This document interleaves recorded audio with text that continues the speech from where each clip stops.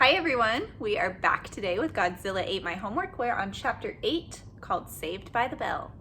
If you missed reading with us yesterday or the day before, please exit out of this assignment and go back so that you can listen to chapters 6 and 7 if you haven't already.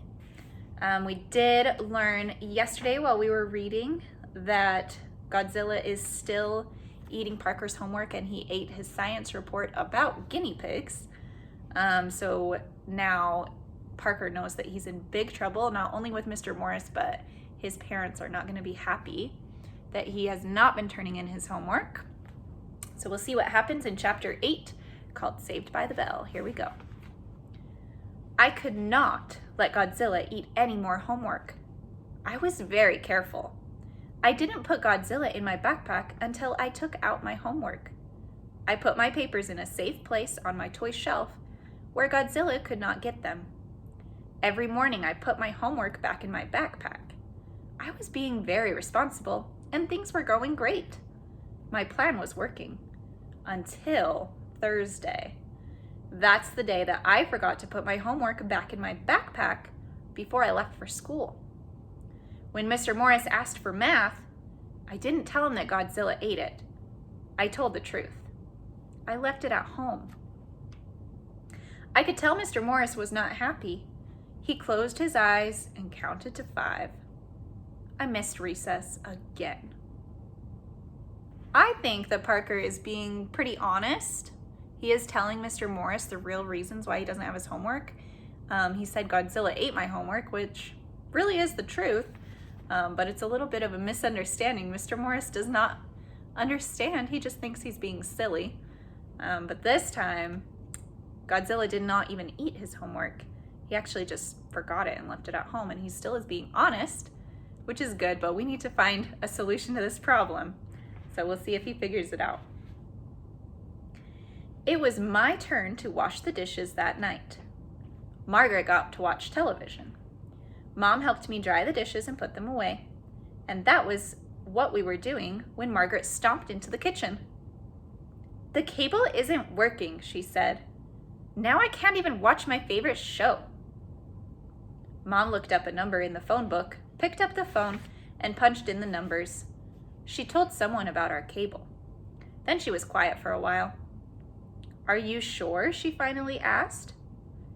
I see, she said. I'll have it to you tomorrow. Mom hung up the phone. They didn't get this month's check in the mail, she said. We know where it went though, right? Yeah. How could you forget to pay the cable bill? Margaret moaned. It's the most important one. I wrote the check, Mom said, and Parker mailed it last week. They were both looking at me. I swallowed hard. You did mail that stack of envelopes, didn't you? Mom asked. I nodded. It wasn't a lie. I did mail the stack of envelopes. There is Parker talking to his mom and Margaret looking angry in the background. You put all of the envelopes in the box, didn't you? She asked.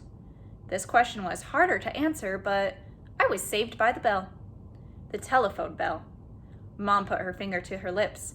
We all got very quiet and she answered the phone. It was not Margaret's boyfriend. The caller was talking to Mom. Margaret stomped out of the kitchen. Mom listened and nodded, saying things like, yes, and I see. I could tell it was a very serious call. This was my chance. All I had to do was sneak out of the kitchen, get to my bedroom, and wait until everybody forgot about the cable bill. I took 2 steps. I was almost to the door. I looked over my shoulder. Mom was still listening to the voice on the phone. She did not look happy. I took another step. Just then, a shadow fell across the kitchen. Dad was standing in front of the door, blocking my way. In one hand was a gobbled up piece of paper. I looked closer. It was money, and it had a big number on it. In his other hand was Godzilla. Okay, we're on chapter 9 now. I'm going to keep reading because chapter 9 is also pretty short. Chapter 9, Big Trouble. Margaret stood behind Dad. They all waited until Mom hung up the phone. Nobody said anything, except for Godzilla. He squeaked. I think Dad was holding him too tight, but I knew better than to tell him. Your pet ate a $100 bill, Dad said. When I used Dad's calculator the day before, I let Godzilla explore on Dad's desk. I should have left him in my room instead. I wanted to remind Dad that no one was bleeding or dying, but $100 was a lot of money, so I kept my mouth shut. That's not all he ate, is it? Mom asked. I shook my head. No. That was Mr. Morris on the phone, Mom told Dad.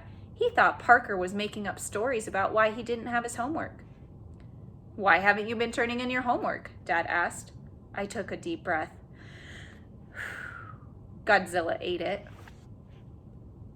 And Parker didn't mail all the envelopes, Mom added. The company shut off our cable service. Why didn't you mail the envelope? Dad asked.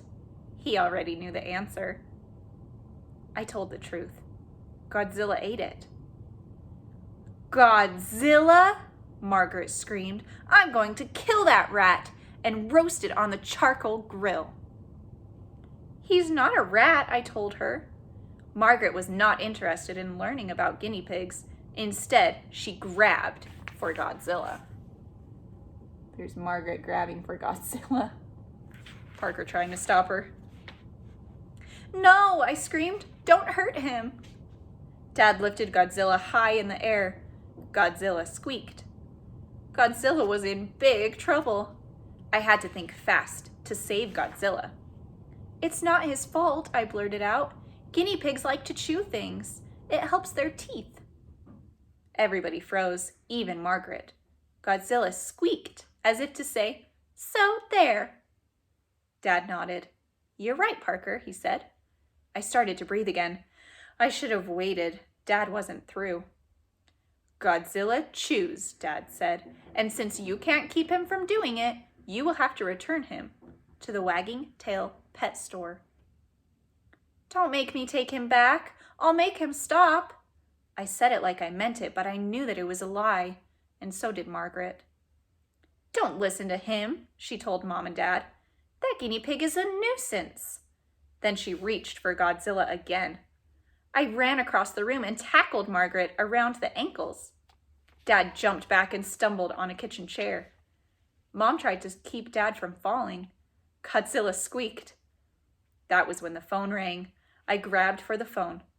I hoped it was the police, so I could tell them to come right away and save Godzilla. But it was not the police. It was Mr. Morris, and he had a plan. Okay, tomorrow we will read chapter 10, Mr. Morris's plan. There's only a few pages left in our book. Make sure you go and answer the questions for these two chapters for today, and we will see you tomorrow.